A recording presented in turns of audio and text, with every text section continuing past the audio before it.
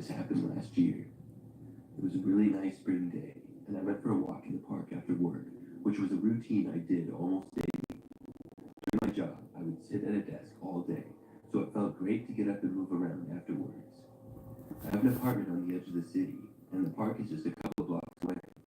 On this one particular day, with it being so nice out, I walked a little bit farther than usual and walked in a couple of city streets. Finally, I circled back around to the park and back to my place. Hi, Dubs. Hi, Ryan. Walking and such. I was probably out for about an hour or so total.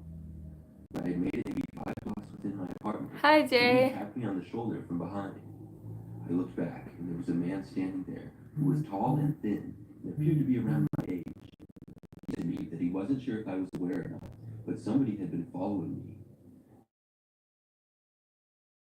Then he mentioned to me that the guy had just walked away, but it seemed to have been following me for almost 20 minutes. I was completely unaware of this. I asked the man who the person was who had been following me, and the guy said he was short with dark brown hair and wearing a white shirt. I told the guy that I didn't know about it, and I asked him where the guy had gone who had been following me. I was told he went in the opposite direction. Then I said thanks and continued walking home. I really hadn't been paying very good attention. Hi, Rakuna. As I was walking the rest of the way home, I wondered who it had been who was following me and why they would I feel like passing out. I paid much closer attention and looked around, but I did not see the man who had been described to me. No, you have a girlfriend to hang out with. Throughout the night, I wondered who it was who had been following me. I decided I would take a break from walking after that. But the very next night, something else happened. My apartment was on the ground level, and I had a little patio outside. There wasn't a whole lot of space, but it was nice for me to have. It was probably 10 Yeah, I had to pay $30 for it. As I did, I saw a figure, what appeared to be a man, moving away from the window. It looked as though the guy had been right next to the window. However, with it being No, I just know you have a girlfriend to hang out with, and you know you don't want to hang out with me because I've been too drunk. Followed me home, and I became worried that somebody was stalking me. I went over to the window and looked up, but by the time I got there, the man was gone. I just hoped that So you won't want to hang out with me. And for that night, he didn't. 2 nights later, though, I was home alone again, and this time, already in my living room. It was a little bit later, about 11 p.m., and I was on the couch using my laptop. That's when I looked up, and out of the corner of my eye, saw what looked like a person outside for a second. Now, I was already in the room, and much closer to the window. This really surprised me, and I sat up and turned on the back patio light. When the light turned on, the man who was walking towards the window became exposed. Then I got a clear look at him. He was tall and thin, and I recognized him. It was the same guy who had told me that I had been followed. When the guy saw me, he quickly turned around and ran away. I stayed up really late that night, unable to sleep. I did not want the man to come back. Thankfully, he didn't.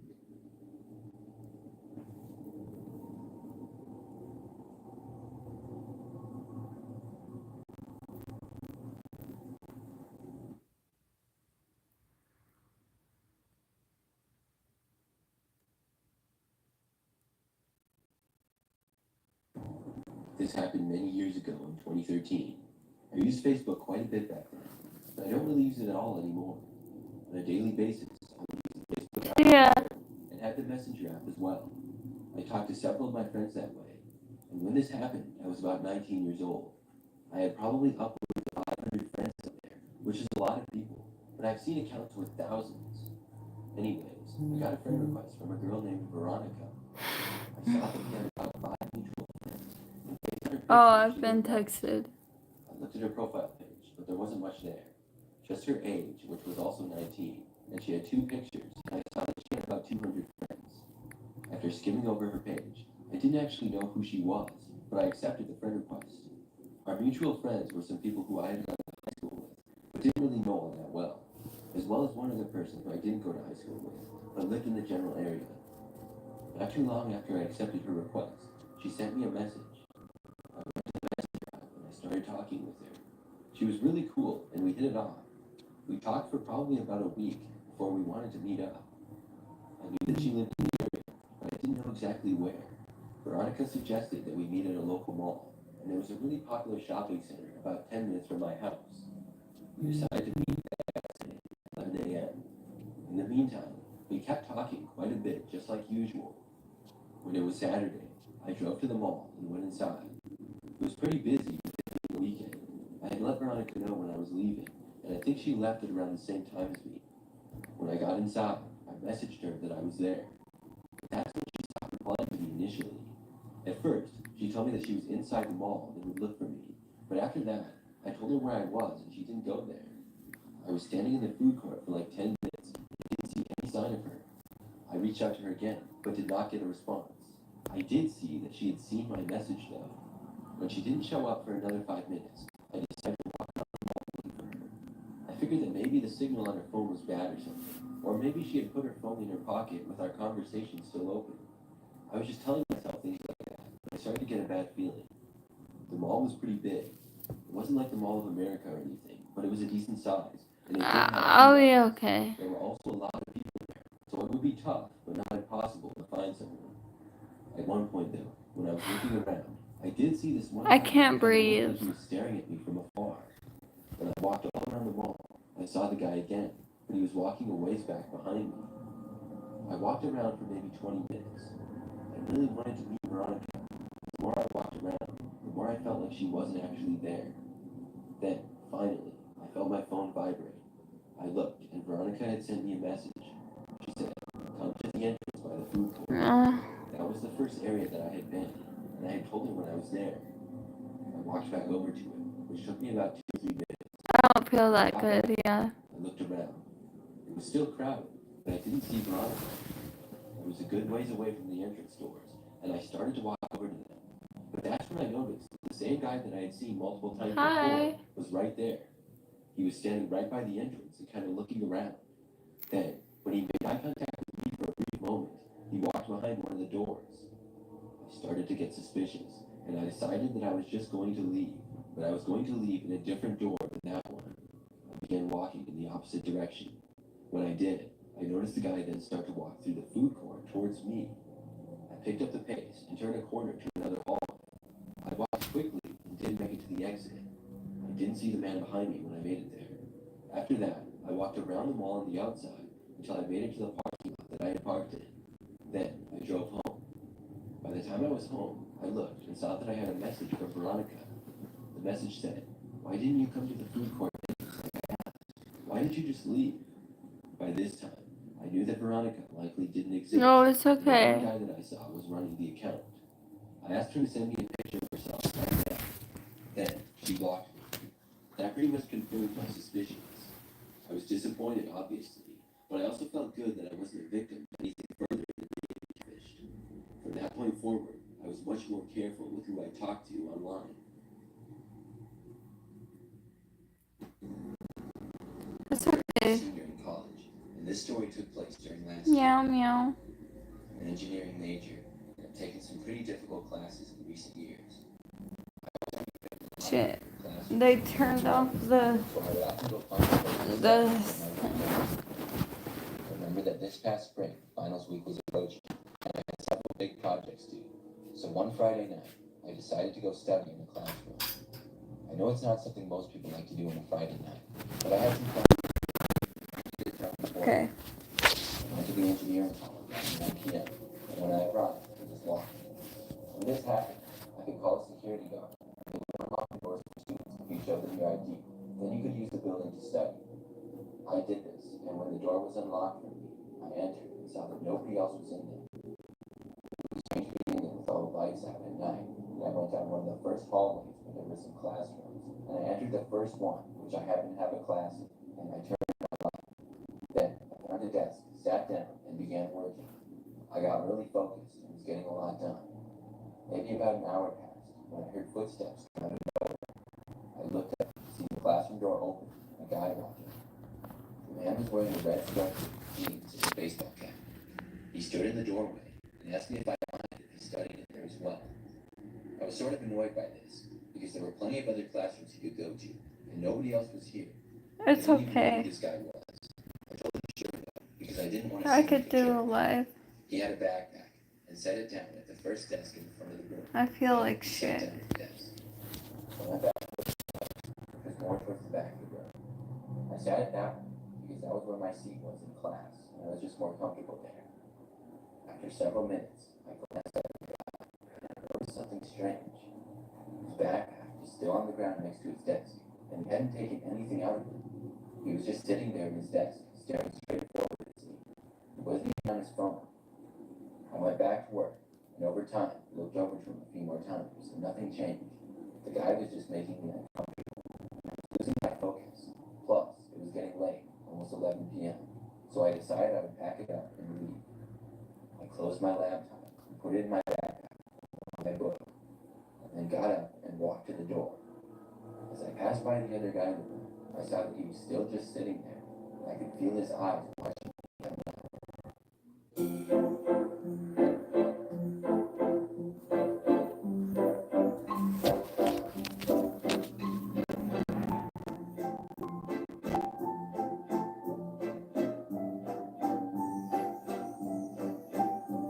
I feel like sleeping.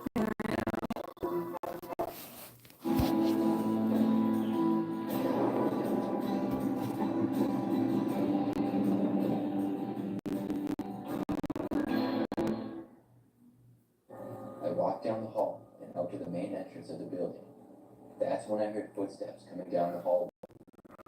Still was the guy. He was leaving now. Nobody else had been in there. I was getting suspicious of him, and I picked up my pace and walking. I left the building and went to my car in the parking lot. When I got outside, I noticed there was just one other car in the parking lot. And sure enough, I saw the guy come out the doors and was headed for the car. I drove up back in my car. It was only about a 5-minute drive, and I lived just a few blocks outside of campus. I drove there with the guy tailing me in his car. I parked in my parking space, got out to go inside. I noticed that the car the guy was in parked a few spaces away from mine, but the guy stayed inside the car. It made me feel a little bad for some reason, although I still didn't know what he was doing. But I went inside my apartment and went up to my window to watch. I knew the guy didn't live here because there were only 8 units, and I had seen everyone else live there over the course of the year. Plus, I had never seen his car before. The guy stayed sitting in his car with the lights on for quite some time. So long, even if I wasn't there, I could fall asleep. I looked out and saw that he was still there. By then, it had to be about 2 a.m. Eventually, I fell asleep. The next morning, I woke up. When I looked out the window, the guy was not there anymore, thankfully. I went outside, and when I did, I noticed on the outside of my front door, near where the lock was, as well as on the side of the door near where it opened, there were noticeable scratches and small dents that hadn't been there before. I think that guy tried to break into my apartment during the night while I was asleep. I always wondered who he was and why he did this. My name is Jamie. A few years ago, several strange things started happening. It all began around Facebook. I logged into my account one day to find a new message from somebody. I used Facebook pretty regularly at the time, and I had for years. Over all the time that I had Facebook, I received hundreds of friend requests. I certainly didn't know many of the people on my friends list. I would probably get about 5 to 10 friend requests per week on average, and most of the time I would just accept them. The message that I had received looked like spam. It was like multiple links, and those links were really long. There was no text to go along with the links, and I didn't open them. It was sent from some guy with no profile picture. I figured that he was some spam account, and I accidentally accepted a friend request from him or something in the past. I deleted the conversation and unfriended the guy, but only the next day, I got a very similar message. It was from another user.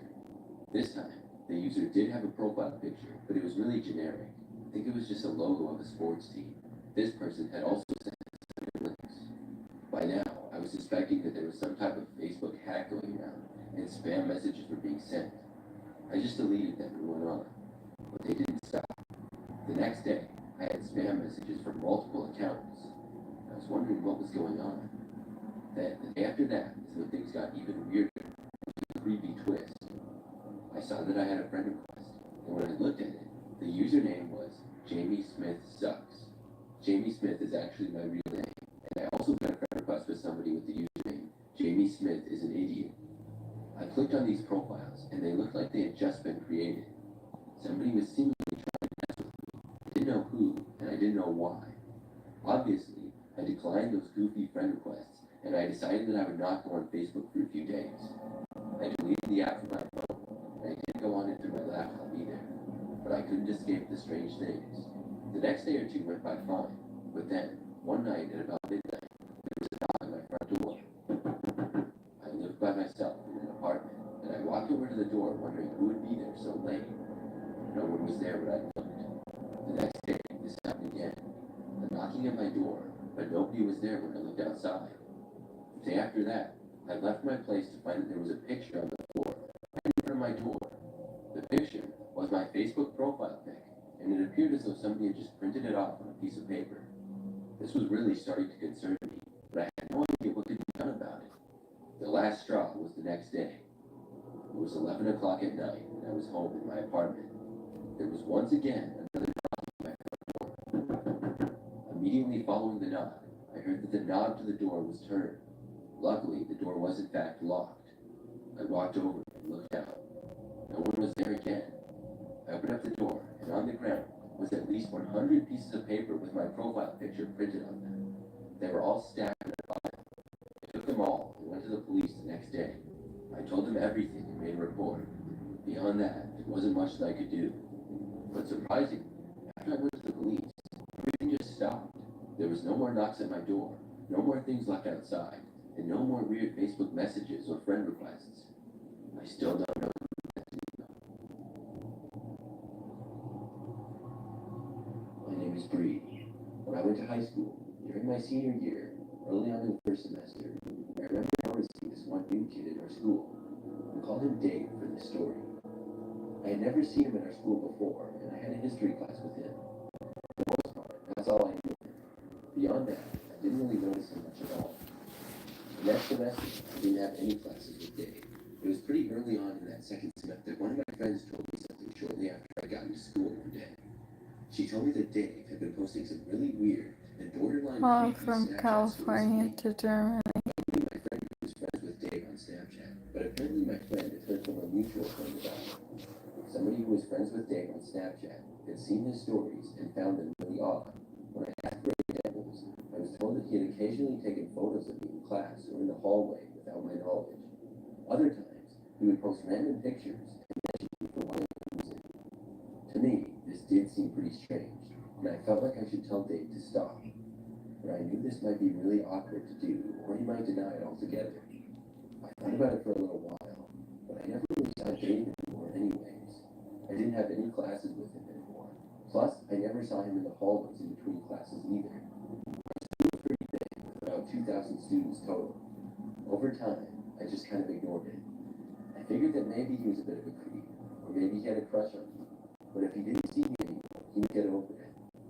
Roughly 2 weeks after finding out about this, I was told once again by a friend that Dave had posted a weird story about me. My friend actually friended Dave on Snapchat to see his stories.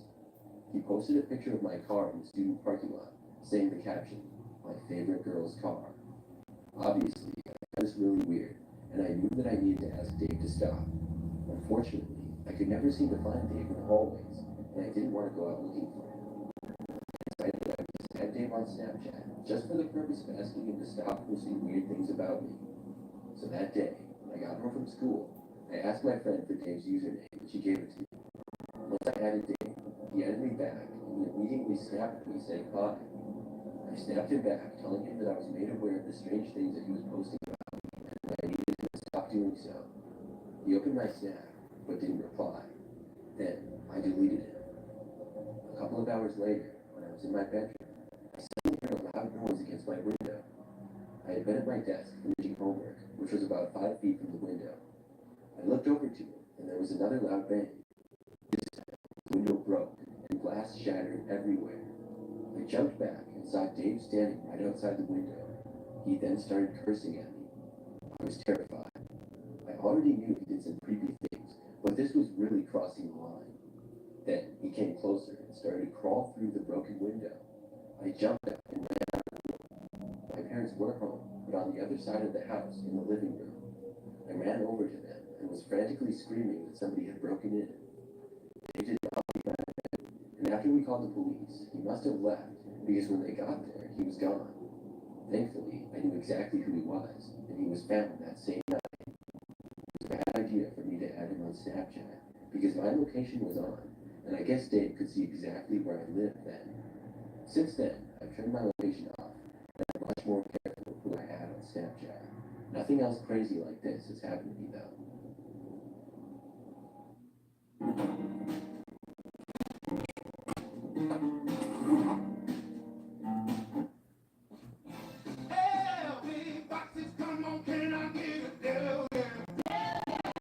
Del Tacos and big boxes, now with bigger burritos.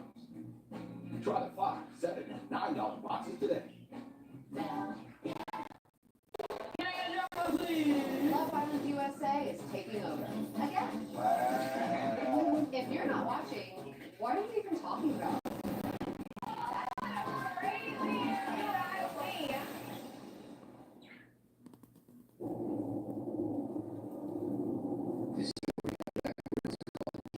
Like many college guys, I use Snapchat quite a bit. I had probably over 1,000 Snapchat friends, and would communicate with most of my friends through the app.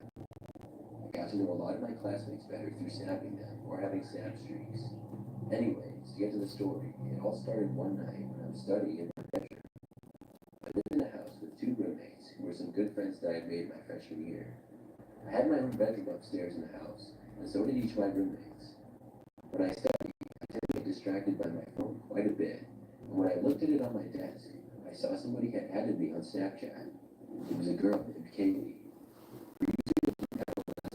Just a bunch of numbers, so I wasn't quite sure who she was, but I figured that she went to my school, which is pretty large. I added her back, and I snapped her a picture of my face and hi. She snapped me back, and she appeared to be around my age. We snapped back and forth for the rest of the night, and she told me that she also went to my university. That night, I found myself home alone and bored. Both of my roommates went to their individual sports games, and I had to stay home with them Sunday, but I finished much earlier than I thought I would. I was still snapping Kaylee, and I told her about the situation.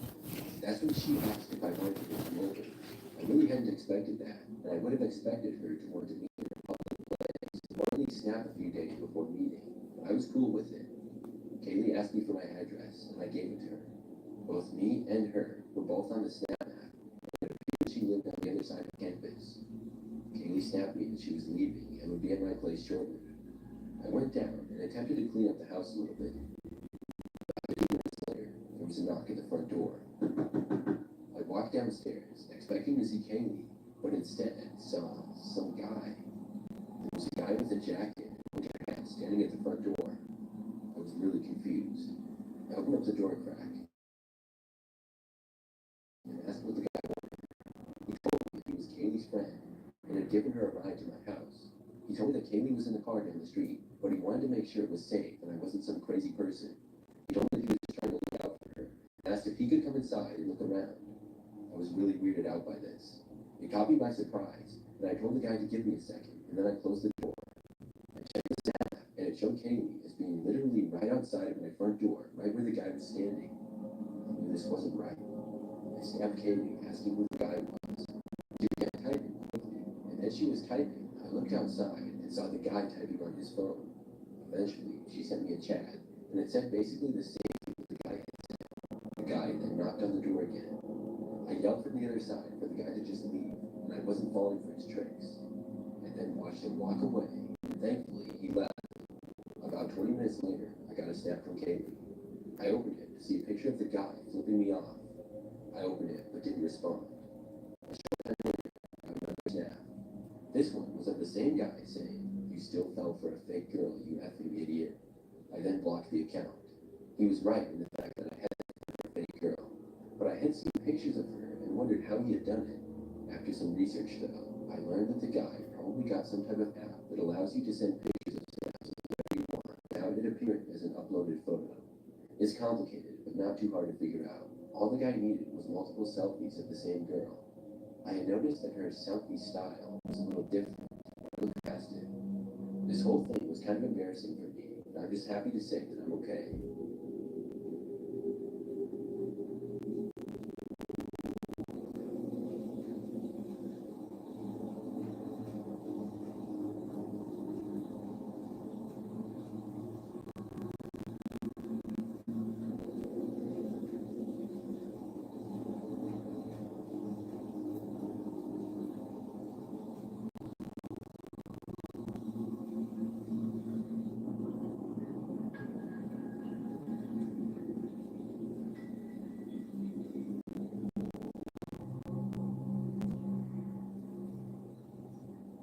by myself in a one-story house that I own. Last year, it was during the summer, and I was sitting with the window open a crack to let more cool air in.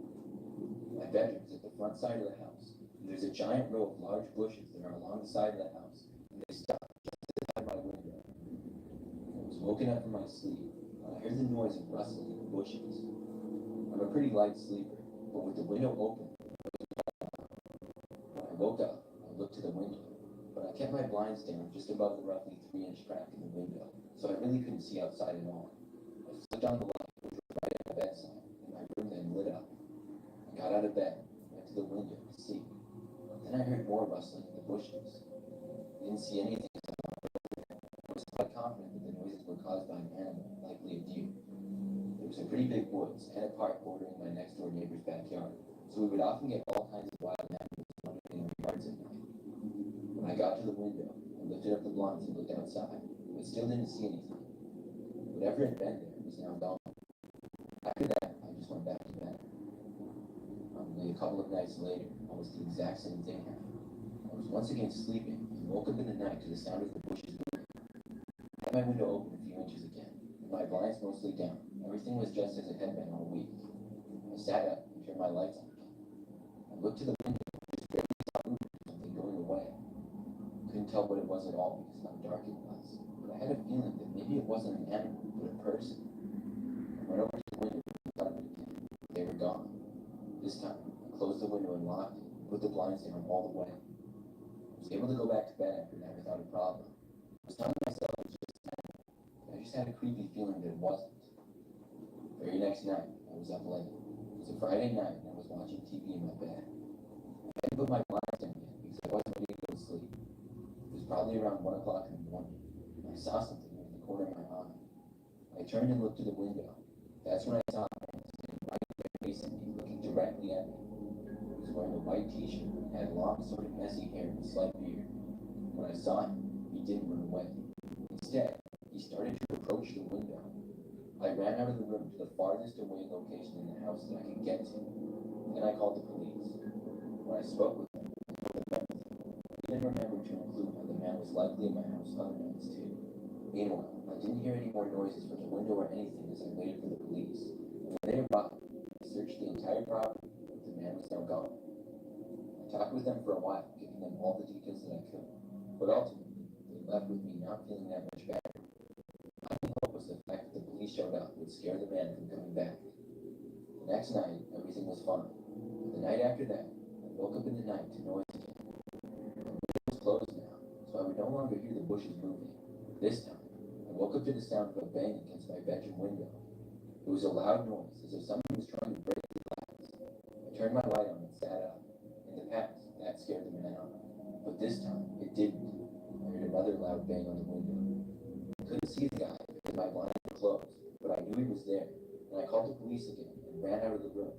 I couldn't believe how this guy would not leave me alone. There was then another loud bang on the window, and then another one moments later. This time, I heard the glass starting to break. I was so nervous that I ran to the front door and grabbed my keys. The next bang broke more glass, and the man was sure to get inside the house now. When I started to hear movement near the window, I opened my front door quietly, went outside, closed the door, and then sprinted out of my car. When I got inside, I started and drove away from there. I drove around the block in nearby neighborhoods until I got another call from the police saying that they were there. I returned, and to my surprise, they had caught the man. It was a huge relief to me. He had broken into my house and smashed my window, and apparently was searching through the house for me and was found in the basement.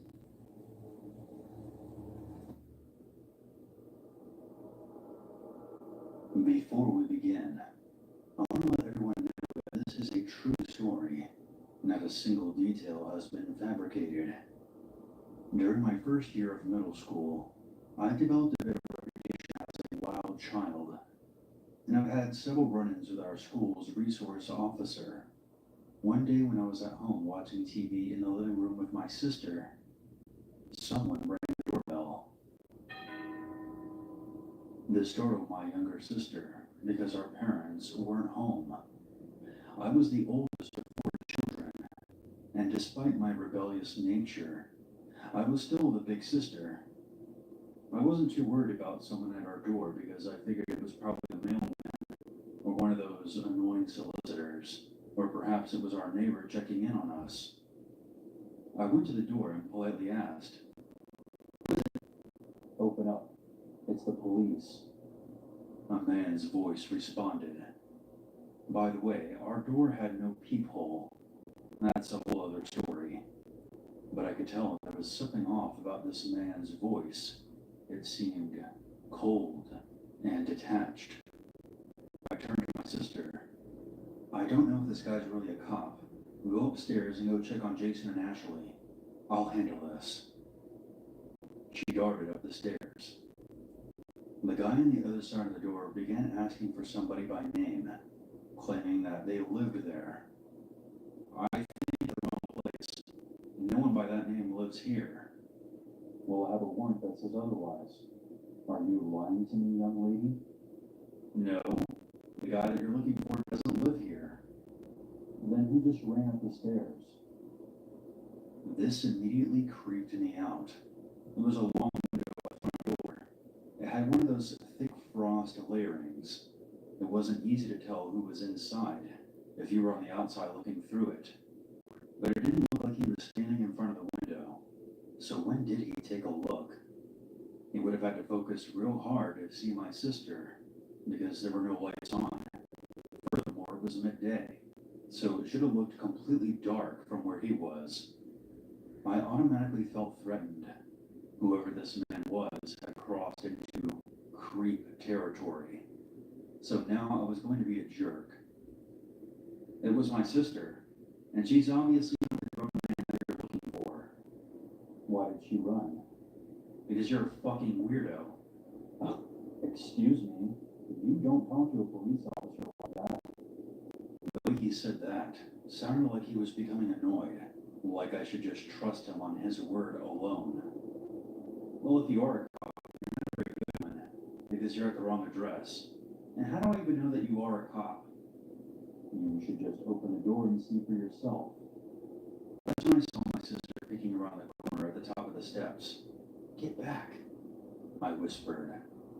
We rarely get people at our door when my parents aren't home, but it's not impossible. I had this habit of locking the screen door.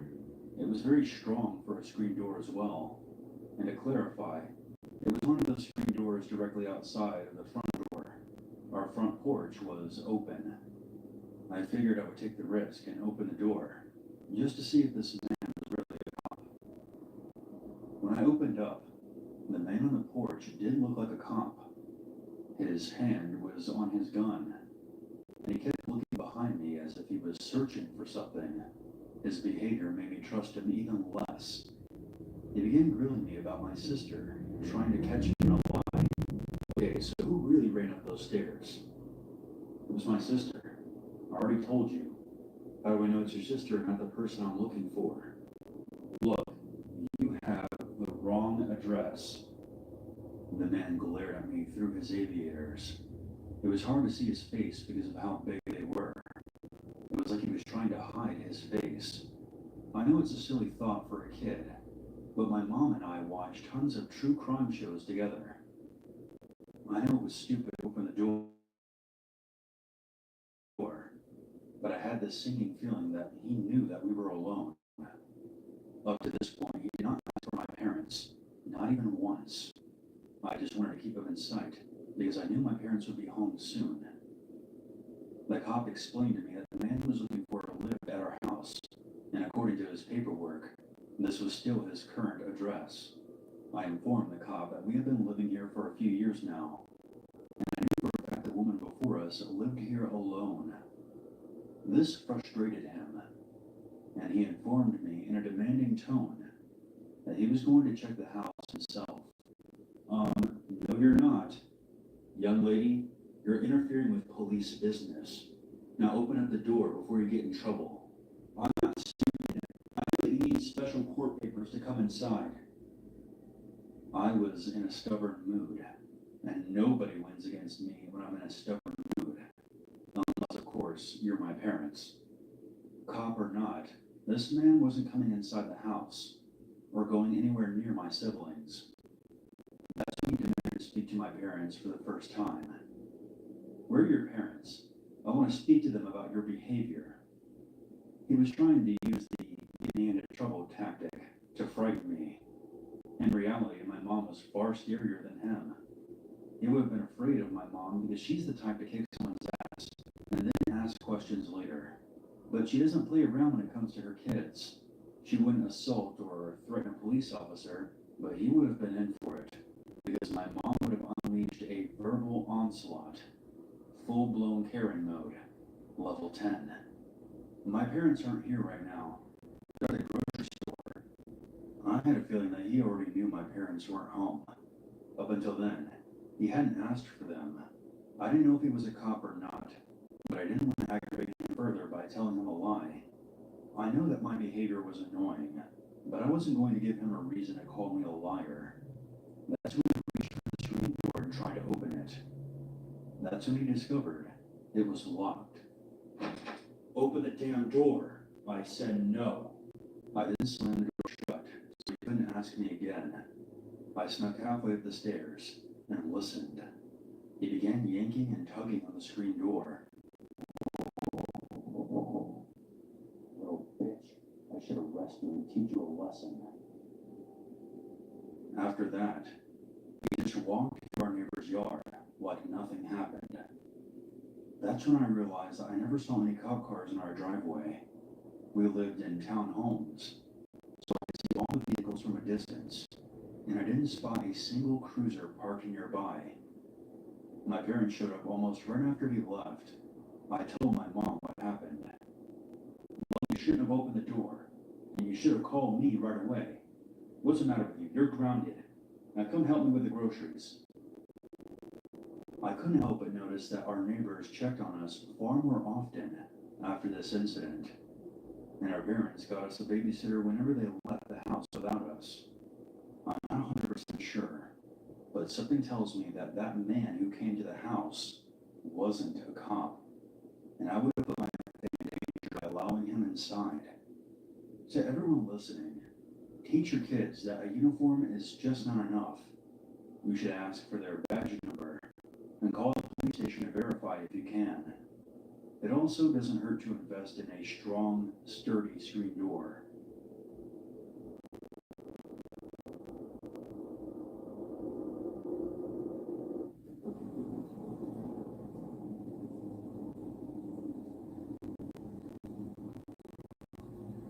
This is something that happened a few years ago. I buy things on eBay here and there, and have been doing so for years. I like to collect things like sports memorabilia, and occasionally I bid on auctions. One time, I saw this autographed football that was signed by one of my favorite players. It had 0 bids, and the starting bid was pretty low. I expected it to go way up, but I entered my maximum bid and then moved on, thinking maybe I had a shot at winning it. The auction still had several days left. Over the next few days, I actually forgot all about it. Then, I got a notification that I had won the auction and I could pay for the signed ball now.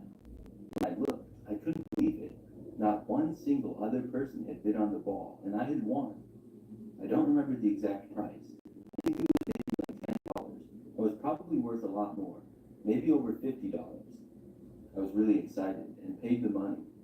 The very next night, though, I was at home when my phone rang. During this time, I had a landline phone that I had for years. I did not recognize the number on the caller ID, so I didn't answer it. What followed shortly after was a message. A man's voice came onto my answering machine, and he said that he was trying to reach me and mention my name. He said that I had won his auction for the football, and unfortunately nobody else bid on it. Then he said that I was getting way too good of a deal, and it wasn't fair at all, but he was going to do me a favor and mail it anyways. He went on to say that he would have to leave him a very good review after this. Now, this rubbed me the wrong way. I didn't like how he called me up on my personal phone to say this. I won his auction fair and square. If he didn't want the risk of somebody paying $10 for it, then he shouldn't have started the bidding so low. He knew the risks. I went on eBay and looked at some other listings of the same autograph on a football. They were going for a little over $50. So the guy lost out on about $40. It's not that big of a deal. Just 2 days later, I received the football in the mail. It was fast shipping, because I guess the guy lived in the same state as me. After receiving the football, it was packaged well and just how it looked online. On eBay to leave a good review that the seller wanted so badly. To be honest, I really didn't want to leave him a good review after what he did. It kind of annoyed me. But when I logged into eBay, I noticed that he had already left me a negative review. On eBay, sellers and buyers can leave each other reviews. You can leave it positive, negative, or neutral. This affects your feedback, and people are less likely to buy or sell to you if you have a bad rating. Mine had been perfect to that point, and his was pretty good. I think it was like 99% positive.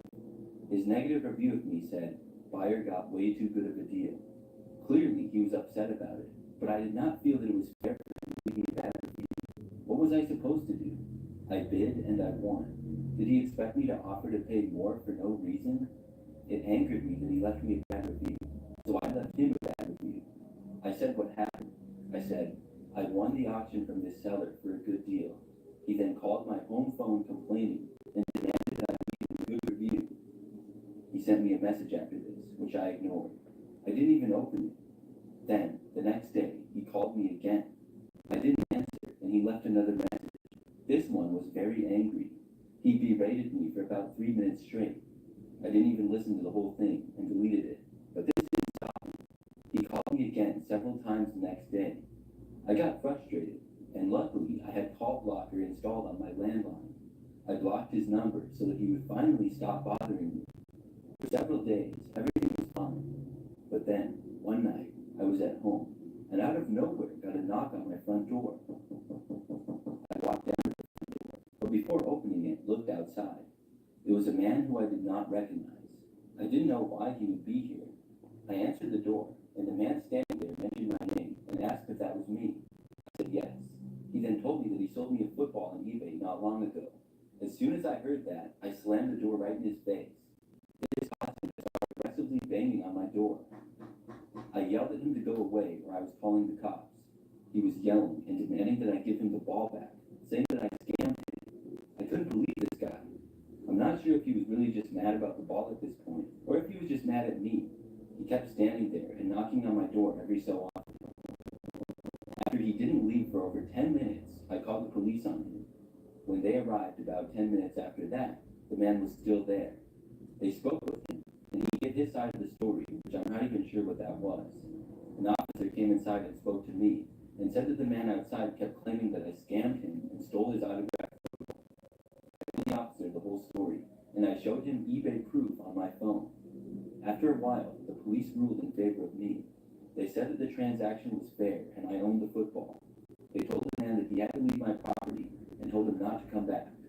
Eventually, the man agreed and left. After that, I never heard from him again. I still have the football, and every time I look at it, I laugh when I remember the crazy story that goes with it.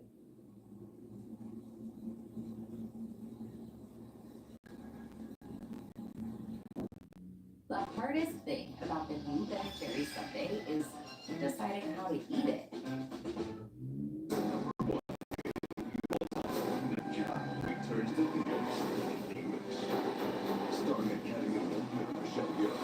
My son must.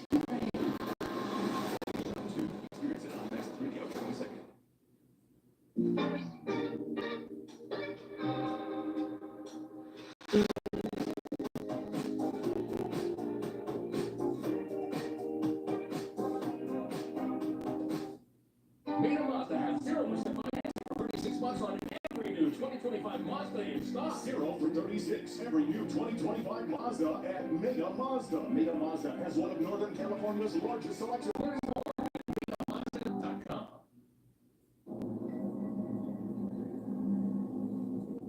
A few years back, I got a new phone with a new number and everything. When I did, I called my best friend and was pretty sure that I knew her number and had it memorized. Calling her was just about the first thing that I did when I got my new phone. Right when I heard her pick up the phone, I said hi, but the person on the other end was a man. I didn't recognize the voice either. I asked if this was my friend's number, and the person said no. I realized I probably had the wrong number, and I told him that. But the guy said something like, "No, who is this calling?" I just said sorry again, and then hung up. I looked back to the number that I had dialed, and realized realized that it was in fact wrong. I had mixed up one of the numbers, but everything else was correct.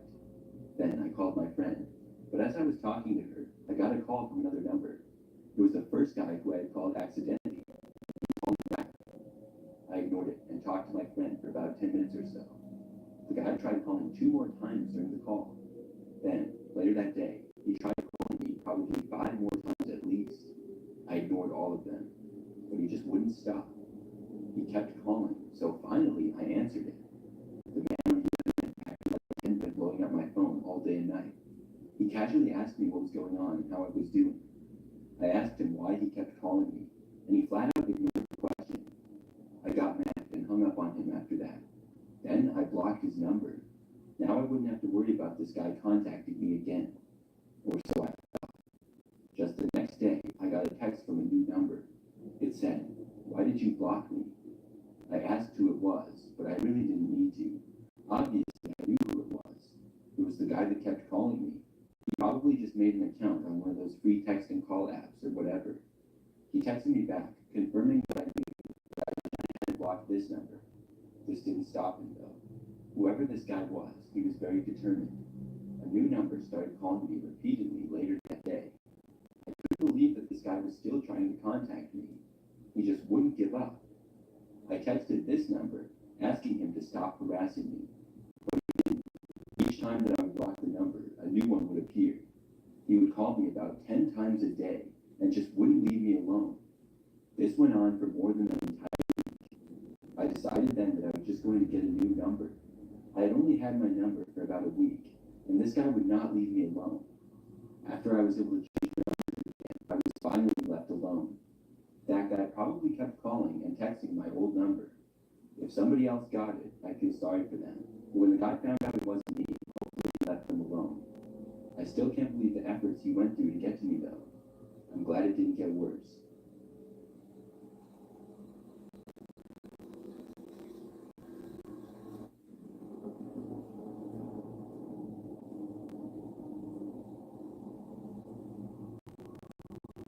This is something that happened back when I was about 10 or 12 years old.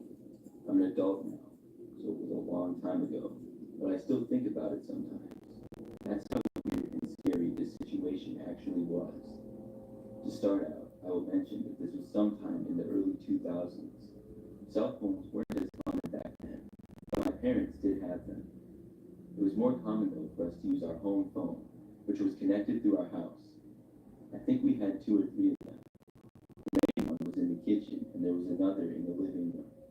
We didn't have any caller ID, so when a phone call came in, you didn't know who it was unless you answered it. I was an only child, so I didn't have any siblings. One night, my parents left to go shopping, and I stayed home because I wasn't interested in going that night. I would go about half the time, but most of the time it was really boring. My parents would leave me home by myself all the time for small trips like that, and I was used to it. So that night, probably an hour after my parents left, I was in the kitchen, and the phone rang.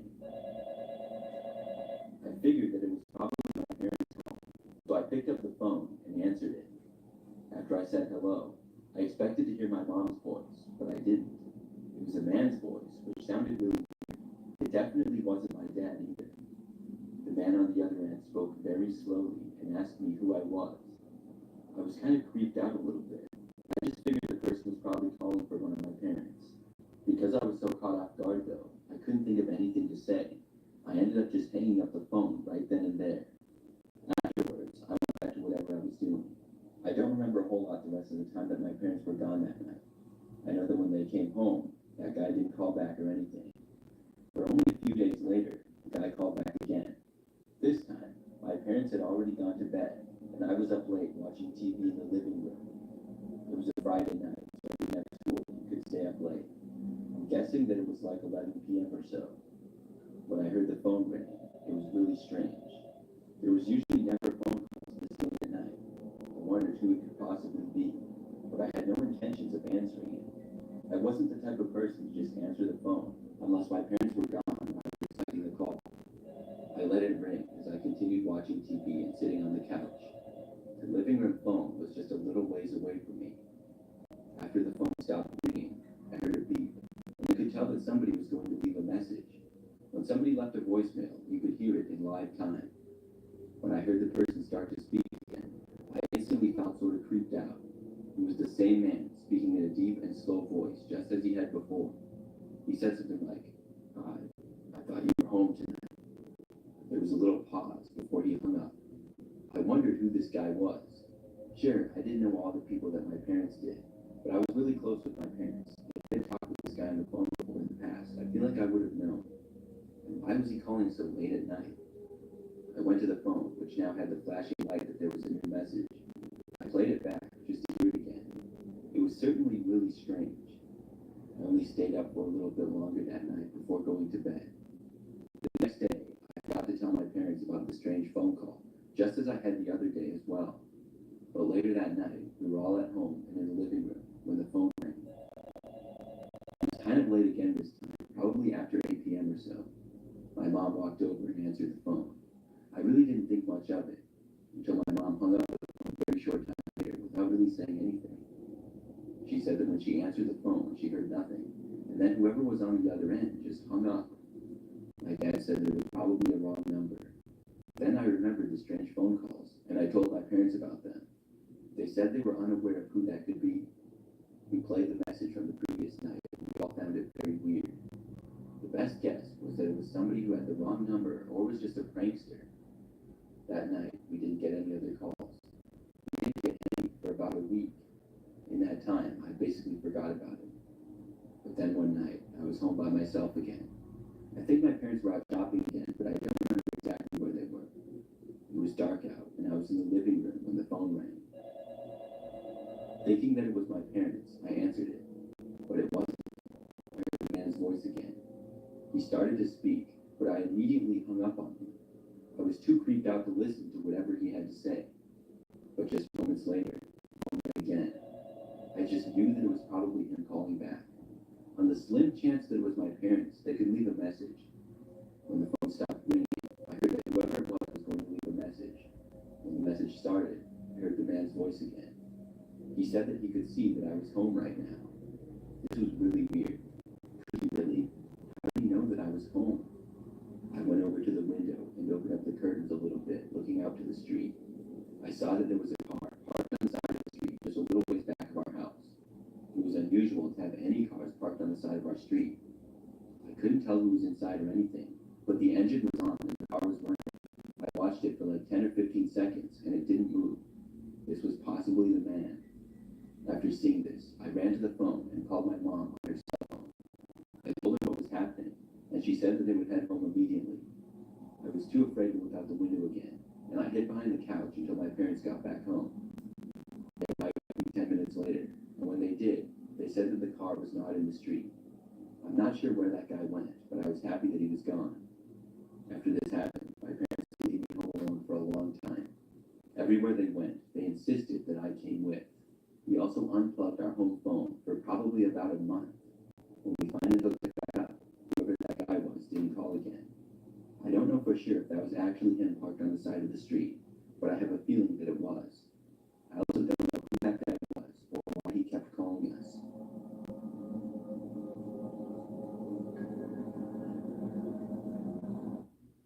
Bell Big Boxes. More food, more flavor. Only at Del Taco. Since the dawn of time, man has been plagued by itch and irritation. What man didn't realize is that wetter cleans better. See how Wet Dude Wipes completely clears while Dry TV smears? Ditch the itch and switch to Wet Extra Large Dude Wipes. For less clean.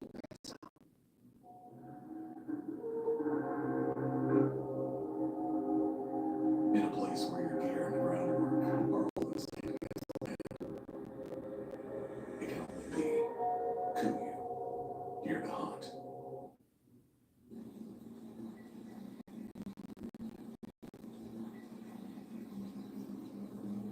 Several months ago, I sold my PlayStation 5 on eBay. My friend was getting rid of his PS5 for an Xbox, so he sold it to me for a really good price. His PlayStation 5 was a little bit nicer than the version that I had, so I decided to sell mine. I sold it for a good price on eBay as a buy it now rather than an auction. Somebody bought it after just 2 days, and the very next day, I packaged it up really good and shipped it. I sent it to the address that was Now, 3 days after I shipped the PlayStation, and 4 days after it was sold, I got a message on eBay from the buyer. He told me that he recently moved and forgot to put his new address on his eBay account. Then he asked me that I ship it to his new address instead. I responded and told him that I already shipped the PlayStation several days ago and that it was too late. The guy freaked out, saying that I should give him a refund because he wasn't going to get it. I told him that he should have realized that, either before he bought it or within the first day. What was I supposed to do? Sit around waiting for his blessing for me to ship it? I mean, normally, people want things shipped as fast as possible after they buy it.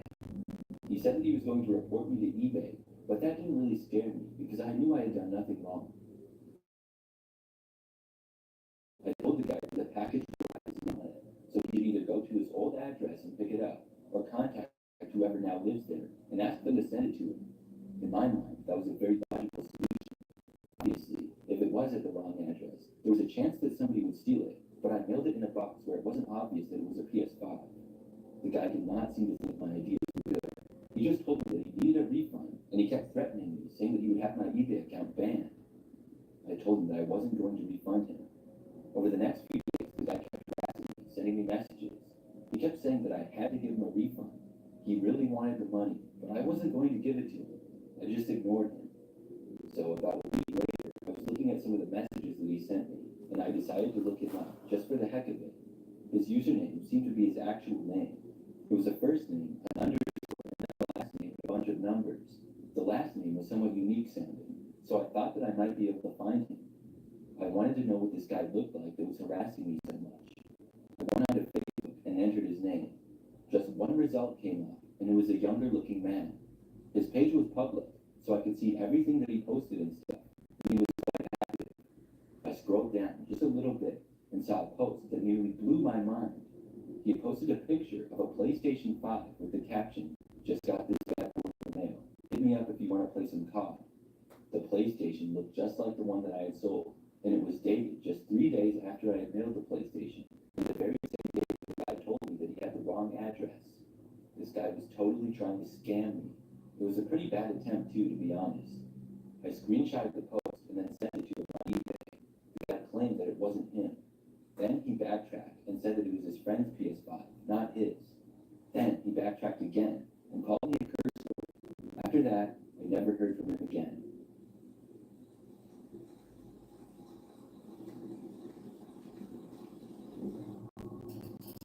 One weekend last summer, a group of girlfriends and I rented an Airbnb for the weekend to celebrate a friend's birthday. It was supposed to be a fun weekend getaway. We found a cozy Airbnb in a secluded part of the mountains. A perfect place in a beautiful area with no neighbors, so we didn't have to worry about making too much noise while partying. The pictures showed a charming cabin with a fireplace and a wraparound porch, surrounded by towering pines. The reviews were mostly positive, except for a few mentions of the host being overly attentive and welcoming. At the time, we shrugged it off, thinking it was more of a good thing than a problem. We arrived on Friday evening, excited and ready to unwind. The host, a middle-aged man named Harold, greeted us warmly. He informed us that we would have the house all to ourselves, as he stayed in a small guest cabin on the property. As we settled in that first night, everything was fine. We cooked dinner, played games, and just had a good time celebrating the birthday weekend. It wasn't until the second night that things started to get weird. Around 10 p.m., there was a knock on the door. We weren't expecting anyone, and it made us all jump. I opened the door to find Harold standing there, holding a small basket of snacks. He had just wanted to check in on us, seeing if we had any problems with the place, and offered the snacks, which we politely declined. It was strange for him to have visited that late at night, but it was whatever.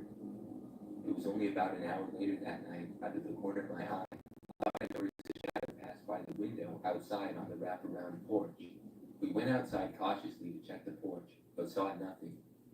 A little while later, one of my friends said they swore they saw a figure standing outside the same window and looking into the house. By the time we checked it out again, however, there was nobody there. Later that night, around midnight, we were in the living room, trying to shake off the things that we thought we saw and still have a good time. Then, Harold knocked again, this time without any snacks. This time he asked if everybody was okay, saying that he heard some noises. It felt very intrusive, but we began questioning if he had also seen whoever that was earlier. We assured him we were fine, and he left to go back to his cabin. The next morning, we decided to check out the surrounding area and do a little exploration. As we were getting ready for the hike, I noticed a strange glint in the sunlight coming from the corner of the room. I walked over and discovered a small camera hidden behind a decorative object. I showed my friends the hidden camera, and we began to search the rest of the place. We found more cameras, one in the living room, another in the bathroom, and yet another hidden in the bedroom. They were all well concealed, but once you knew where to look, they were almost laughably obvious. We quickly put together that the figure we had seen on the porch of the window was probably our host Harold watching us last night, since he also had the cameras set up. We decided to ditch our morning hike and leave immediately before our checkout time. We didn't want to confront Harold because we were creeped out and just wanted to get away from there. We left the keys on the kitchen counter, grabbed our bags, and drove off without notifying Harold. Once we got back into cell service, I quickly opened the Airbnb app and left a review. I warned future guests about the hidden cameras and the creepy visits from the host. They felt it important to make sure nobody else would experience what we did. The next day, I reported everything to Airbnb and hoped that Harold would be done hosting forever.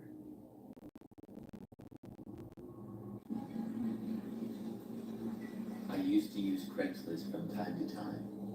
I bought and sold several things on it over the years. But something crazy happened several years ago. I was selling my PS4 and decided to list it on Craigslist. This was back when the PS4 was the newest PlayStation, and the 5 hadn't come out yet, so I would be able to get a decent amount of money for it. The PlayStation worked perfectly fine, and I also had some games that I was selling along with it.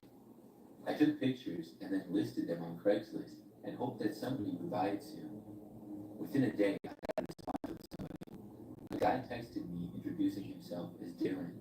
He told me that he wanted to buy the PlayStation and asked when he could get it. I told him he could anytime. I even made sure that the price was good with him, and he said yes. He asked for my address, where I said that we could meet at this local strip mall. I wanted to conduct a business in a public space. Darren agreed to this, and we arranged to meet the next evening at 7 o'clock. So I packed up the PlayStation and headed out to the strip mall. It was pretty close by, and Darren arrived just minutes after me. We met in the back of the parking lot. Luckily, things were pretty quiet there that night. After meeting Darren, I showed him the PlayStation and asked him for the money. Darren told me that he didn't have the money right then, but that he would give it to me when he got paid the next week. I was angry when I heard that. I said no. If he didn't have the money, I wasn't going to give him the PS4. Darren seemed confused and upset, as if I was just going to give it to him. I told him that when he got paid, he could come and buy it then, but Darren demanded to get it now and claimed that he promised he would pay me. Of course, I was not that stupid, and I still said no. I put the PlayStation back in my car and told Darren to text me when he had the money. Darren was still trying to get me to give it to him, though. I closed the door and got inside my car, as Darren was still trying to talk to me. When I got inside my car, he started knocking at my driver's window and telling me to listen to him. I just ignored him, though. I told him to move, but he refused. So then I just started backing out to leave. As soon as I did this, Darren finally left my car, but only to go to his vehicle. He then got inside of his car, and I thought nothing of it. But as I was leaving and driving out of the parking lot, pulling onto the road, I saw Darren's car come whipping up behind me quickly. When I got onto the road, he was right behind me. As I started driving home, I feared that he would follow me. With meal deals with value, the choice is yours. Is always yours. At a California community college, go further while staying close to your tribal community. With 116 colleges, you'll have access to financial aid, more than 200 high-quality career education programs, and a guaranteed safe spot at a university. Enroll at icangotocollege.com.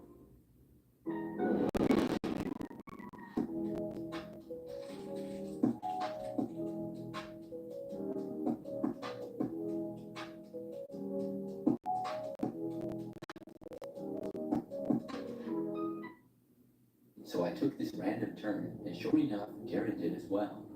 I could not believe that this guy was going to follow me because I wouldn't fall for what was likely his scam attempt. I made a few more random turns, which Darren did as well. He was following extremely close to me, so close that I was afraid that his car might bump mine. His driving also seemed to be a little bit erratic. I wanted to call the cops, but then I had the idea to just drive to them. I quickly got directions to the nearest police station and then drove there. Darren followed me the entire way until he realized where we were going. I went into the parking lot and he drove away. I decided to report what happened, but I don't think anything could really be done. After that, I went home. Darren texted me that night, cursing me out, and I blocked his number. I ended up selling the PlayStation to someone else a few days later. After that, though, I haven't done any buying or selling on Craigslist. I know that most of the time it worked out fine, but I just don't want to take the chance to deal with any more sketchy people like Darren.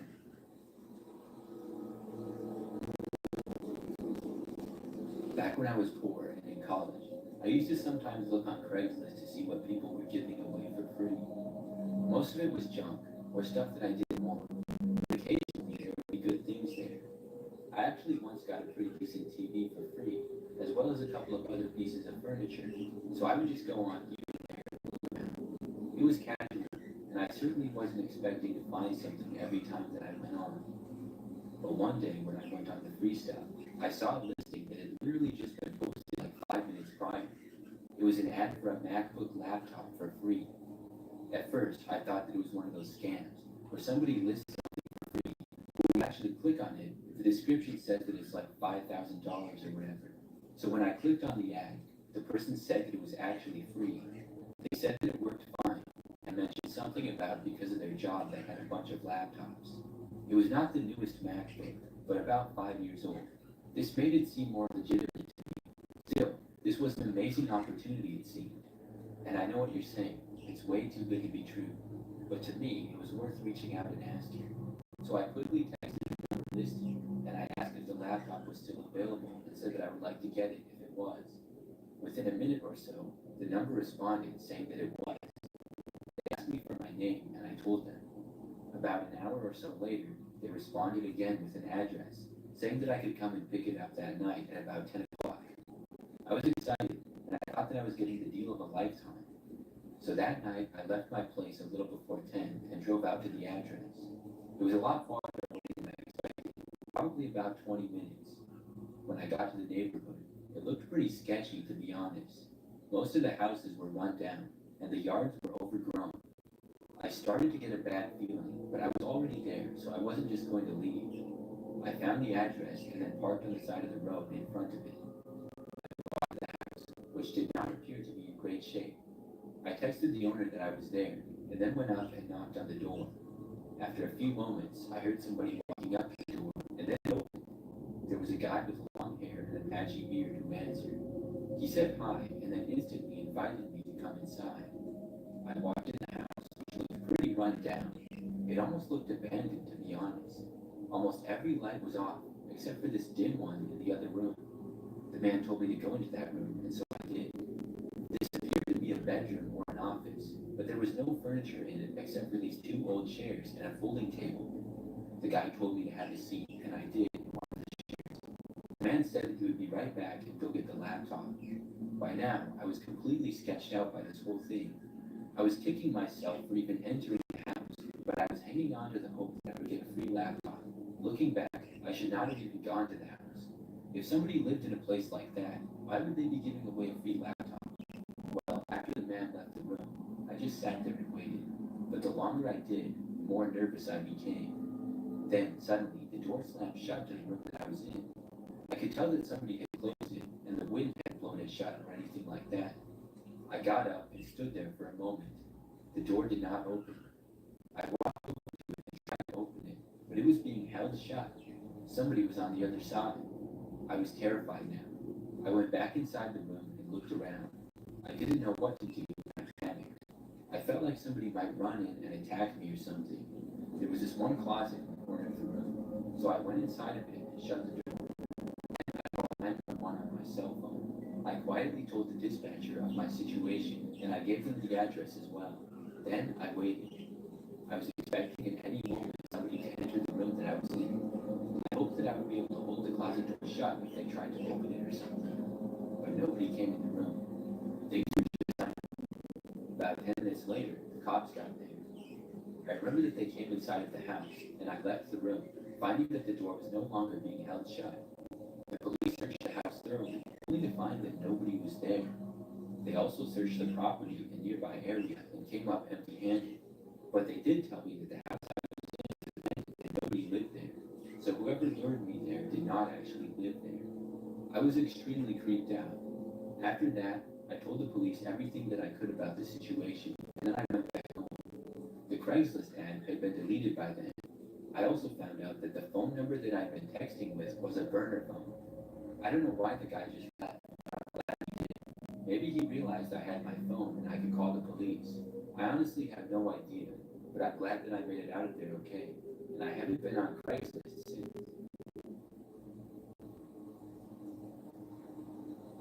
I live in a fairly small and quiet town. I live by myself, a little bit out of the country. The story I'm about to tell you happened just a few months ago. One night, I was sleeping, but woke up at 2 o'clock in the morning. I remember that when I woke up, I heard my phone vibrating on the nightstand next to me. I ignored it and just tried to go back to sleep, but whoever was calling me called again. After probably the third or fourth call, I finally woke up completely. To that point, I had kind of been half awake, just wanting to go back to sleep. I hadn't really realized how strange it was to receive a random phone call at this hour. I looked at the phone and it simply said, "Unknown number" on the screen. This was also kind of odd. I was awake.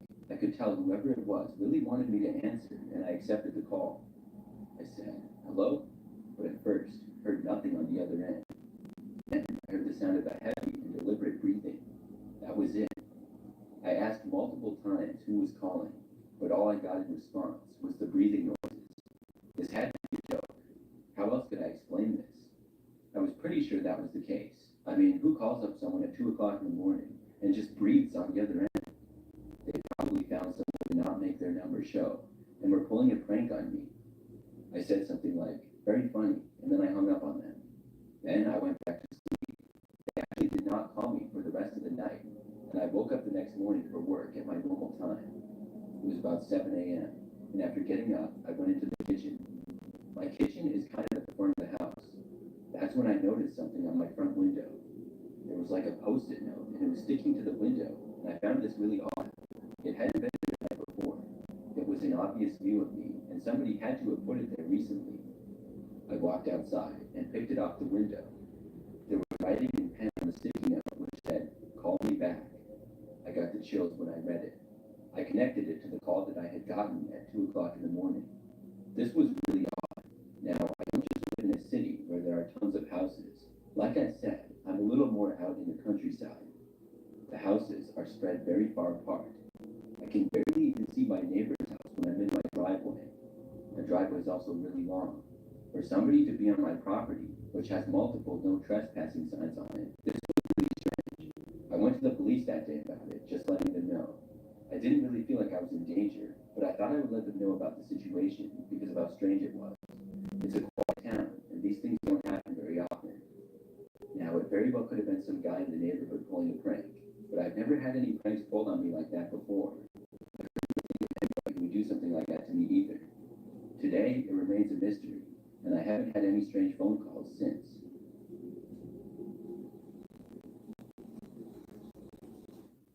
Your day savings explode at Elk Grove Chevy with 3,000 off MSRP on every new 2025 Trax and stock. Exclusively at Elk Grove Chevy. Now that's big, huge. SteelHall@Chevy.com. Together, let's drive. That she put me in the best position to become a doctor. I would have changed my experience if it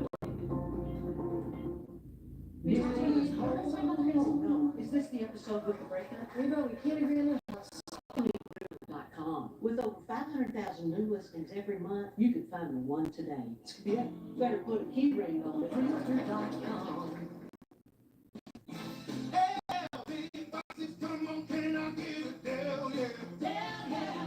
Del Tacos El Big Boxes. Now with bigger burritos. $5, $7, and $9 boxes today.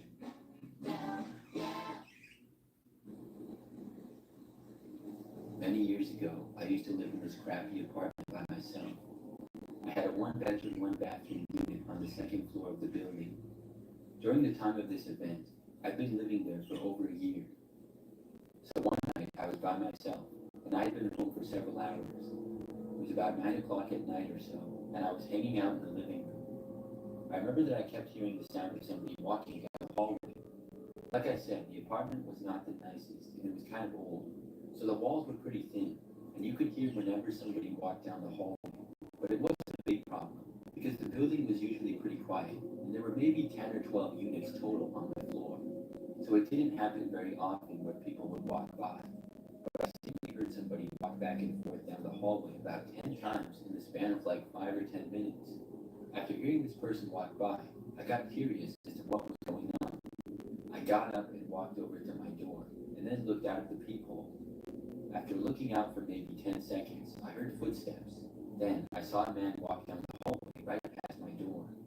He was kind of tall, thin, and had sort of long hair, and I didn't recognize him as anybody who lived there, but I figured that he probably did. After walking past my door, he went down the hallway. I kept watching for a little bit, and then I started to walk away. But I heard the footsteps then coming back, like he turned around. So I walked back over to the door and looked out of it again.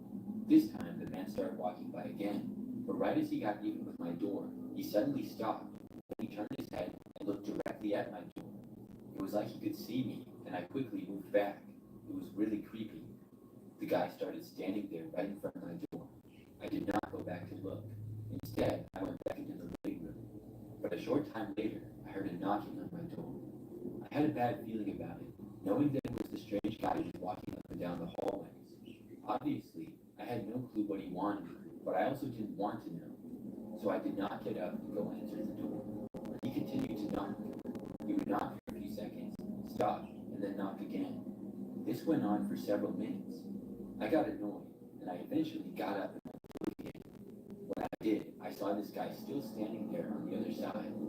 He started knocking seemingly louder than before, now pounding on the door with his fists. Then he actually tried opening my door. It was locked, but I moved away again, hoping that he wouldn't be able to somehow get inside. He kept alternating between pounding on the door and trying to open it. After this went on for a while, I heard the sound of someone else's voice in the hallway. I recognized it as my neighbor Jerry, who lived across the hall and to the right. The guy stopped banging on my door, and I heard the two of them talking. Then, all of a sudden, I heard some shouting and what seemed like an altercation. I went over to the door, and this time I opened it. I saw Jerry laying on the ground, and just barely saw the other guy sprinting to the end of the hallway and then leave. I went over to Jerry and asked if he was okay. Jerry said that the guy had punched him in the face and attacked him. I went and called the police, and then Jerry and I waited for them. Jerry was fine, but he said that he had wanted to see what all the racket was about because he heard the guy knocking on someone's door. He went out and questioned the guy, and he said at that point the guy just attacked him. The police looked around, but the guy had left the building. After that, the man did not return. I don't know why he was trying to get into my apartment, or what he was even doing there. I feel bad that Jerry got beat up, but I'm glad that he was okay. The whole thing was very strange.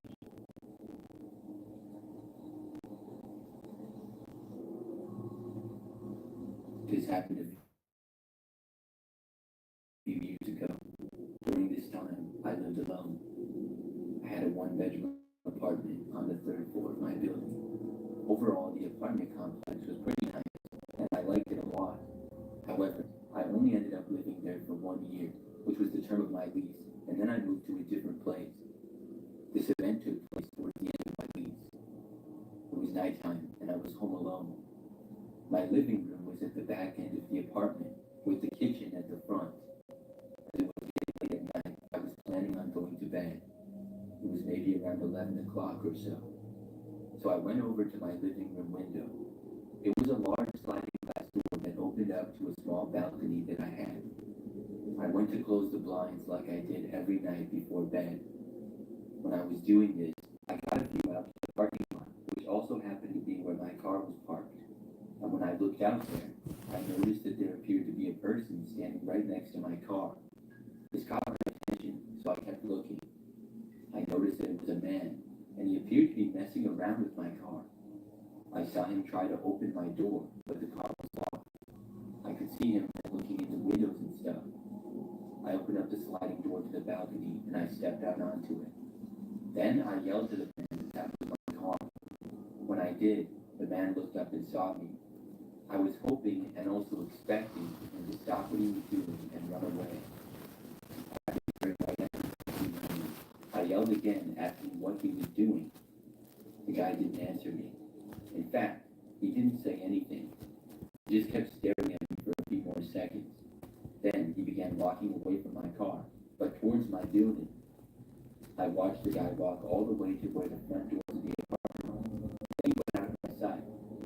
The doors were not in my view, so I didn't know if he had entered the building or not, but it sure seemed like he was going to. It seemed odd to me, because if somebody was trying to break into a car, I wouldn't suspect them to live there. I would have figured it to be somebody just passing by or something. I was just glad he left my car there without breaking in or anything. But I was a little bit suspicious with him being in the building. I didn't recognize the guy, but I also didn't know that many people that went in the building. I went back inside, closed the blinds, and then started getting ready for bed.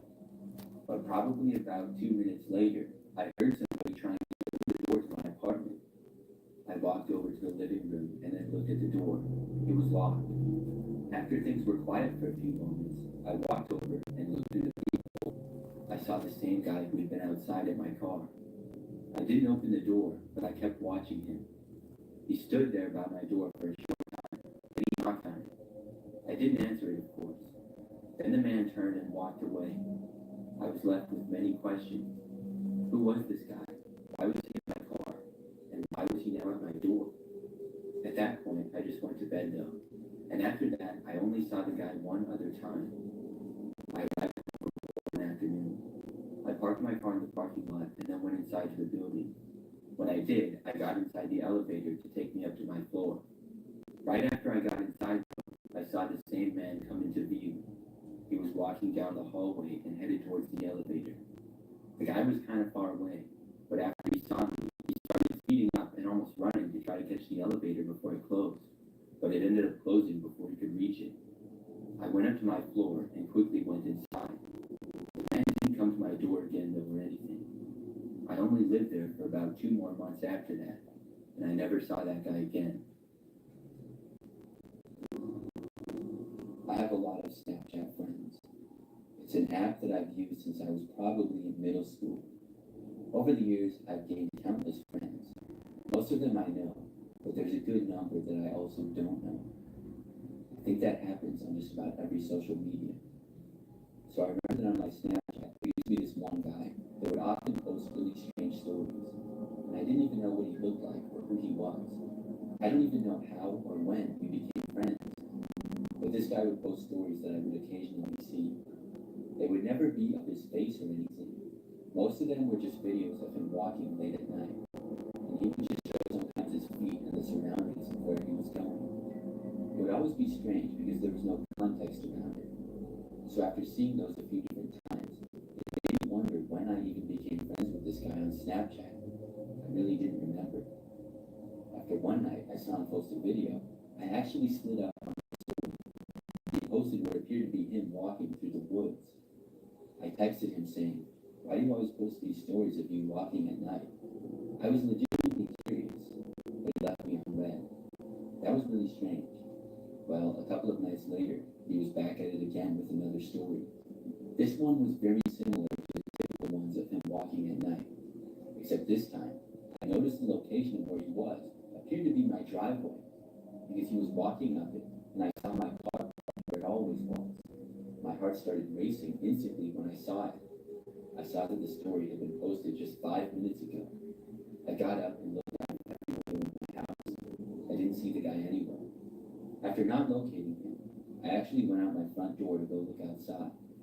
I went around my house and looked, but did not see anything. Then I went back inside. I texted the guy once again, asking why he was at my house. Once more, I was left unread. This guy was really starting to make me angry. Still, I didn't know what else I could do about it. Shortly after that, I went to bed. The next morning when I woke up, I went on Snapchat shortly after, like I often do. When I did, I saw that there were several more stories that the guy added from the previous night. One was another one of him walking up my driveway. Then there was another. This time he was in my backyard. By then, I was very creeped out. Then he showed another story. It was him somehow opening one of my back windows from the outside. Then it showed him entering my house. After that, the story stopped. When I saw this, I I got up, ran to my bedroom door, and closed it. Then I locked it. I was afraid that he was still inside. I called the police and told them the story. When they arrived, they searched my entire house. The guy was gone though. He must have left sometime in the night.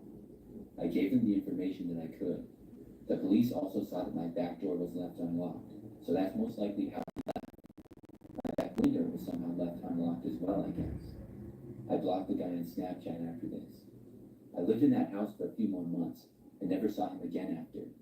Since then, I haven't heard from him. I wonder if he's still posting those creepy stories. The fact that he got into my house, though, is something that will always give me the creeps.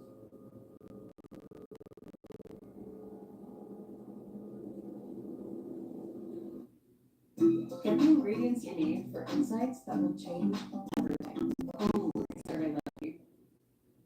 맥페르의 미리딜스로 이거, 또 이거, 거기에 맥치킨이나 맥더보 또는 데이더블을 즐기세요. 이 가격이에요? 모든 걸 가질 수 없다고 누가 그랬나요? Roundup's fair change is saving stocks in Bitcoin. Catch-up card. Give me 17 cents on Bitcoin.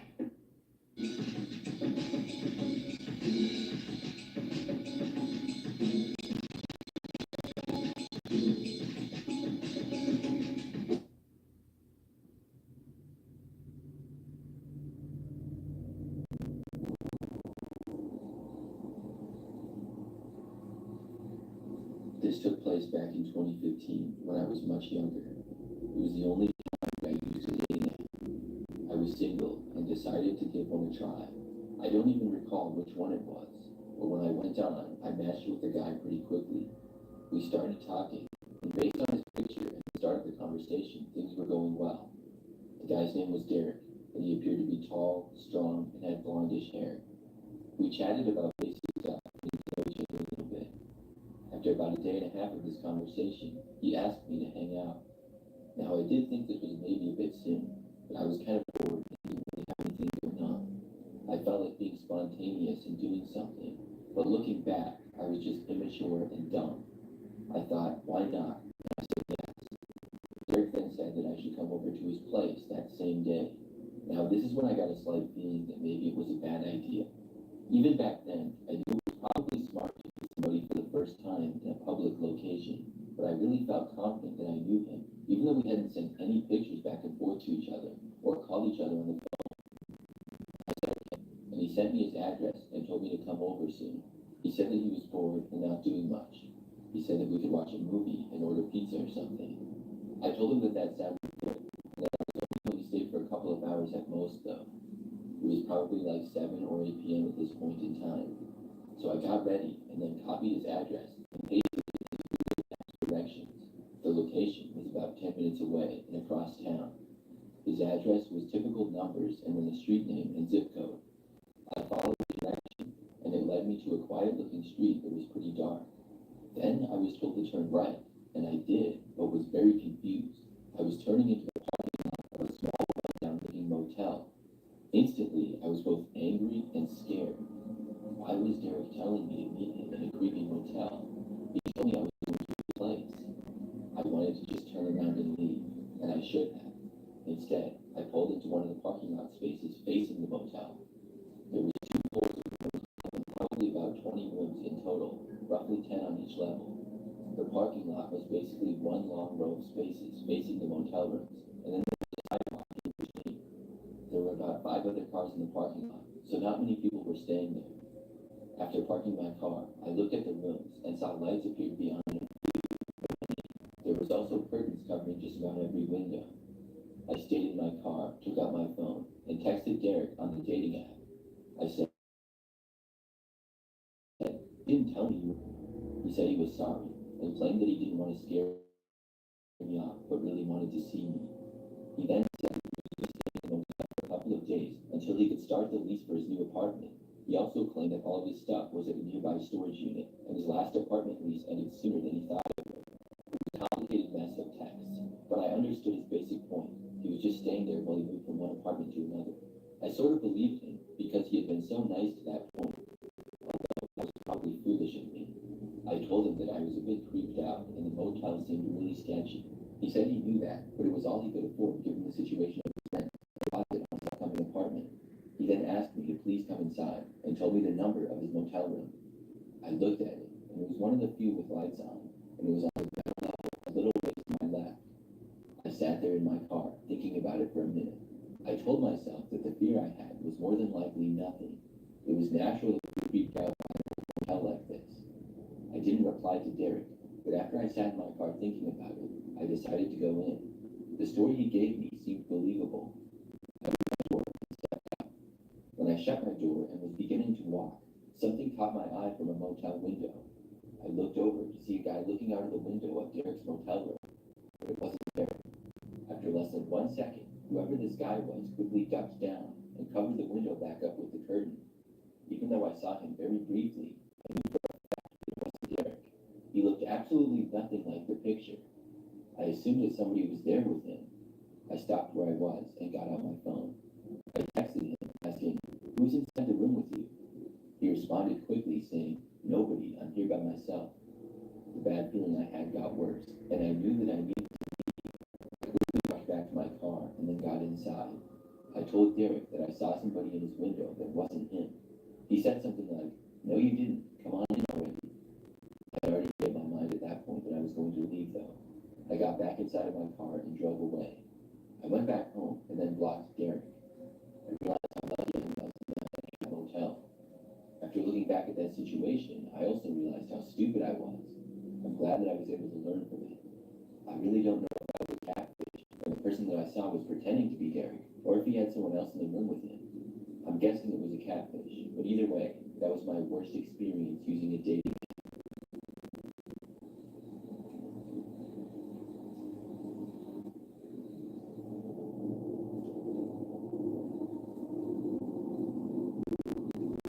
When I had just graduated from high school, I worked at a McDonald's for the summer before college. My name is Jess, and this took place probably almost 10 years ago now. I was working one night, and it was probably like 10 or 11 o'clock. I got off a short time after that, and at that point, I'd been working there for maybe 2 months total. Things were really quiet and had been for the past few hours. I was working in the drive-thru, and I'd been doing that a lot at the time. A car pulled in, which was the first one in at least 5 minutes. When they stopped at the intercom, I spoke and asked to take their order.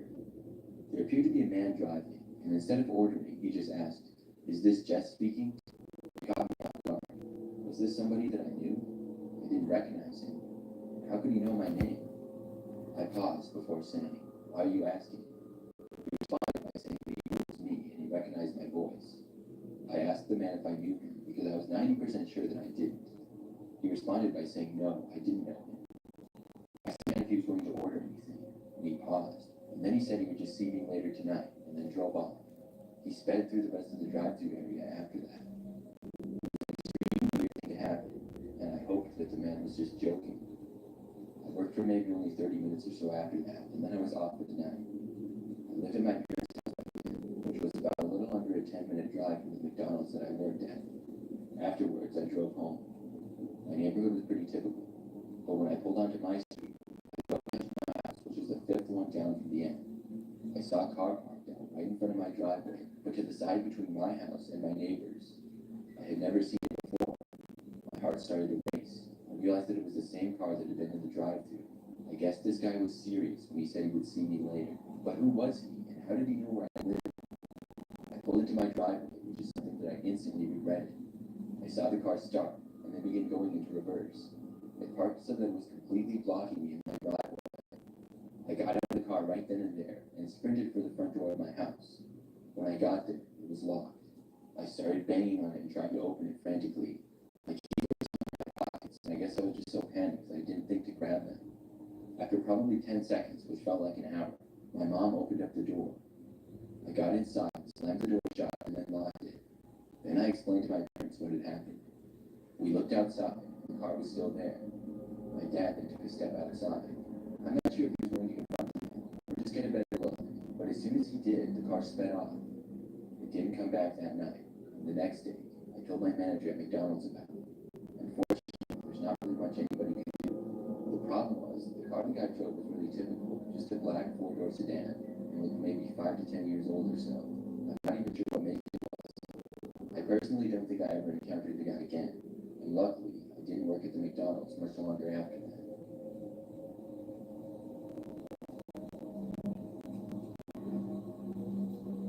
Last year, I had a really creepy experience. For a little background, I lived by myself and had my house. This was the same situation from when this story occurred. It all started when I was at home one night. It was probably like 9 or 10 p.m. Usually I stay up kind of late, so I wasn't about to go to bed or anything. When I heard a knock on my front door, I did think it was unusual. I walked over, looked out the window. There was a woman standing there. I was unsure if I should open the door or not. I waited to see if she would walk away, but about a minute later, she knocked on the door again. I decided to answer and open up the door for her. She had long blonde hair, looked to be in her 20s, and was wearing a black sweatshirt. Right when I opened up the door, she asked me if she could come inside. I asked her why.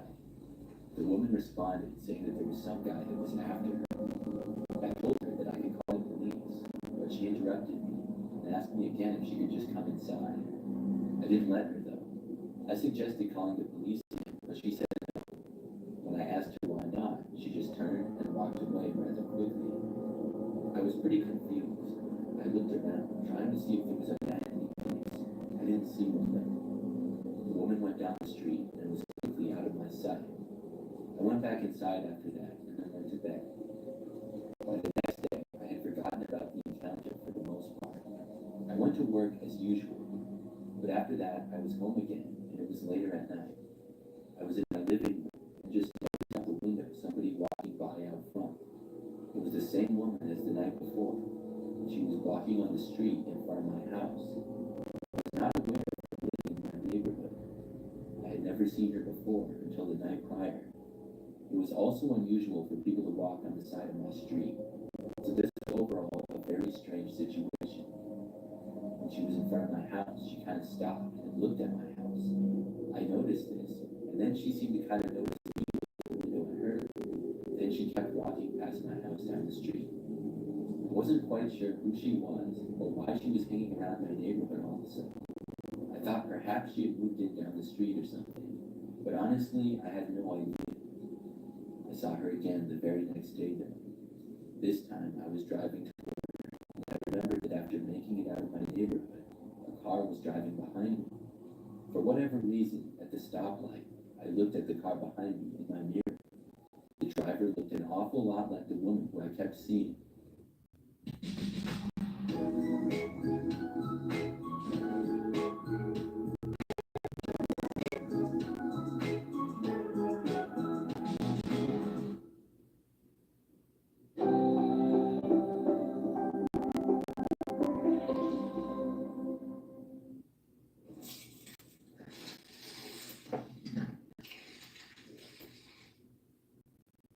This rare phenomenon happens every 200 years. Incredible. Do you hear this majestic voice? My voice. It's created with Artlist's ultimate AI voiceover, built especially for video creators. Generate high-quality narrations for your videos with voices exclusive to Artlist. Find the perfect voice to tell your story. Go to Artlist and start creating without limits. Positive it was her, but she was wearing sunglasses, so I wasn't quite 100%. It was strange to see her again, though, but I didn't even have the thought that she was following me in her car. But as I kept driving, I noticed her making all of the turns that I did. Eventually, I was like 90% there, and she was still driving behind me. By now, I was about 99% sure that she was the same woman. It took me about 15 minutes to get to work. When I got there, she pulled into the parking lot after me. I knew she didn't work here, but when I drove into where I always parked, she drove through the lot a different way. Her car went out of my sight, and I couldn't tell if she was parking or driving away. I just went into work and didn't see her for the rest of the time that I was at work that day or when I was leaving. And for the next 2 days, I didn't see her at all. And I was even a little more suspicious during those 2 days. I would look out of my windows a little bit more at night, but I didn't see her at all. Then, one night, once again, I was home by myself. Except this time, it was later, probably a little bit after midnight. I was was just about to go to sleep and in my bed. That's when I heard a sword. It was coming from what sounded like outside, near the back of my house. I got up and went out to my doorway. That's when I heard another loud noise. This time, it was clear that it came from the back window. Somebody was hitting it with something. I didn't know who it was or what they were doing, so I stayed in my bedroom. I closed the door and then I called the police and told them that I thought somebody was trying to break into my house. A short time later, I heard another loud noise, and then it sounded like somebody was inside. I stayed in my room and quickly locked the door. Whoever was inside of my house slowly walked around, but soon they opened the door a ways away. They never really got that close to my bedroom. Then I stopped hearing any noises. It took me a while to realize that they had likely gone into my basement. For the next 5 minutes or so, everything was silent. Then the police arrived. I ran out of my room to let them in. Once they entered, I let them know that I thought somebody was in my basement. They went down, and a short time later, came out with the same woman who I kept seeing. I should have known it was her. I was glad that she wouldn't be bothering me anymore. But I never got an answer. Why was she seemingly stalking me? I still don't know.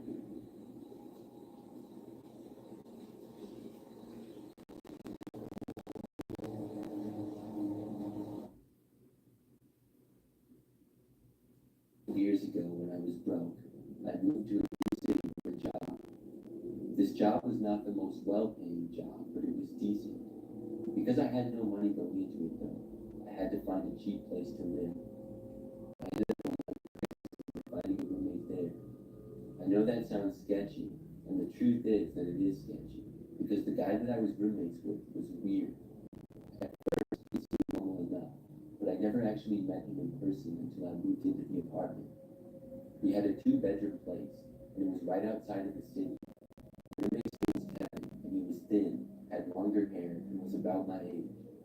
The apartment that we got was not very nice. It was located in not the best neighborhood, and the building was old and a little bit run down. We had a living room, a small kitchen, and then a hallway where Kevin's room was at one end. The bathroom was across from Kevin's room, and then my bedroom was at the other end of the hallway. I knew that living with Kevin would be temporary, and as soon as I had enough money to move to a better place, I would. After meeting Kevin and moving in, he just seemed a little bit strange. He was not that friendly, and for the most part, he stayed out of my way, which was nice, and I stayed out of his. Kevin seemed to be a pretty private guy, and didn't have much interest in being friends or anything, and that was fine. One thing he did, though, was he would forget to lock the main door of our apartment. There was like 5 different times where I know I locked the door, and then I would see it unlocked. I tried to talk to him about it once, and he kind of blew me off. This made me kind of mad, because many times, I remember I would get up to use our only bathroom, which was right across from Kevin's room.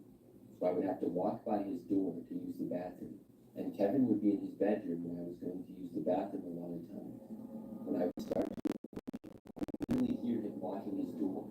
It was like he was afraid that I was going to try to go into his room, so he was locking it. And I never once tried to enter his room. I never knocked on his door. So it was annoying how he would always do that, but seemingly forget to lock the front door. In the apartment that we lived in, I would have liked to have the front door locked. Luckily, though, my bedroom also had a lock on it. One night, I was sleeping, but woke up in the middle of the night. The first thing that I remember after waking up was that I heard somebody right outside my bedroom door. My heart started racing, and I didn't know what to do. Whoever this person was already inside the apartment, probably because Kevin left the door unlocked. I then heard this noise, like somebody was messing around with the lock on my door.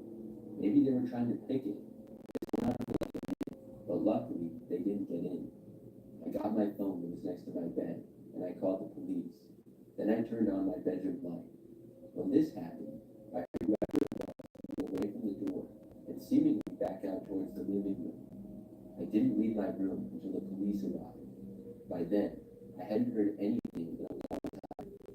I finally left my bedroom and saw that our front door was left unlocked again. The police came in and searched the place. While this was going on, Kevin left his bedroom, apparently woken up by the commotion. He said that he didn't see or hear anything. The police didn't find anybody, and nothing was stolen or missing. I even remember when the police were there, Kevin loudly said to me, "Are you sure you weren't dreaming the whole thing?" I found this comment to be a little bit rude. The police also heard him, and I didn't want them to think that I was just imagining the whole thing. The police advised us to keep our door locked, and then they left. After they left, I remember Kevin asking me why I called the cops. It was like he was annoyed that I did. I said because he left the front door unlocked and somebody broke in. Kevin said that he didn't leave it unlocked. He said that our lock must be faulty, but I didn't believe him. I mean, somebody broke into our apartment and tried to get into my bedroom, and Kevin just seemed annoyed by the whole thing. He didn't even seem that concerned.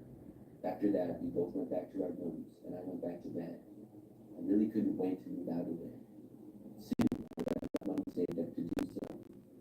Several days went by, and everything seemed to be going normal.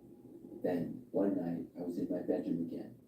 Now, usually, I would hang out in my bedroom, and then go to the bathroom and brush my teeth. Then I would return, lock my door, and go to sleep. That was my nightly routine that I had. So on this night, I believe it was a Friday, because I didn't have work the next morning. I know that because I was staying up much later and watching YouTube videos on my phone. It was past the time I usually went to sleep. I think it was after midnight. I was laying on my bed and my lights were out, but my door was unlocked because I hadn't brushed my teeth yet. I remember all of a sudden seeing my bedroom door start to open. My headphones were in, so I didn't hear anything. But when I saw this, I took them out and looked at the door. After it slowly opened, I saw Kevin enter. When he saw me staring right at him, he stopped, turned around, and then left. I yelled at him, asked him what he wanted, but he quickly returned to his room. I thought this was really weird and also creepy. So I got up and brushed my teeth, then locked my door and went to bed. The next day, I asked Kevin what he was doing, and he completely denied it. I couldn't believe it. He suggested that I was having another dream. This made me mad, but I didn't say anything. Instead, I realized that it was probably him the night I had called the police. I don't think anybody else even entered our apartment. I mean, nothing was stolen and nothing was messed up. Plus, the person went right to my room. So I started looking for a new place that same day. Within a week, I moved out. Ever since then, I haven't seen or heard from Kevin, and I'm hoping that I never do.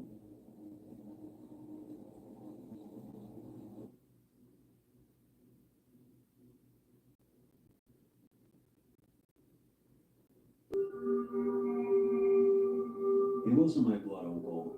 He was my biological aunt's brother-in-law. My mom used to date sketchy guy.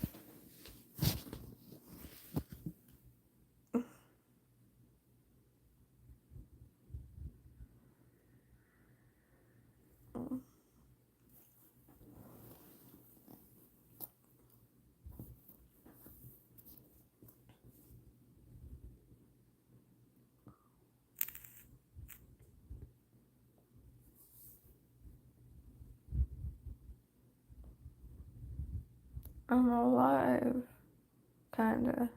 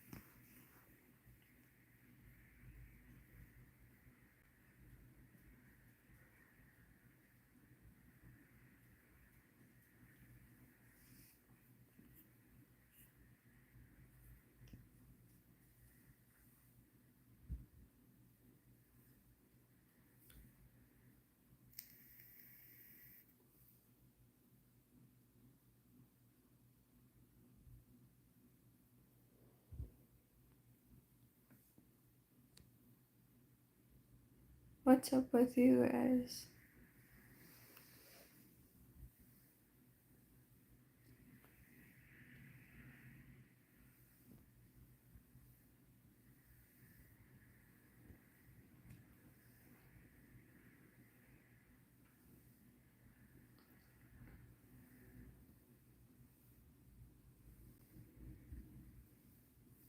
I'm like half asleep.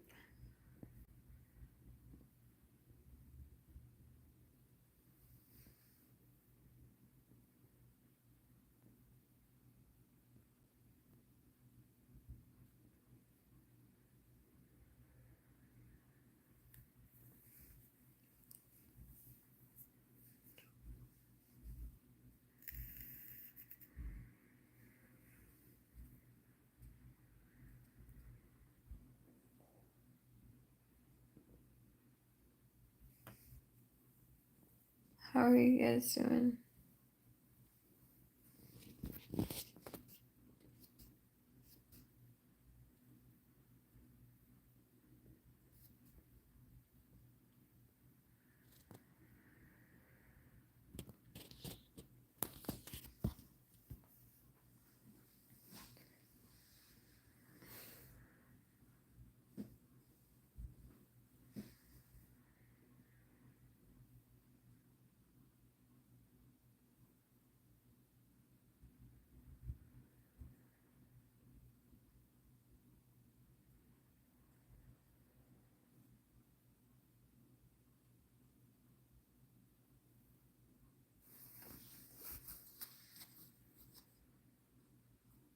When I was a teenager.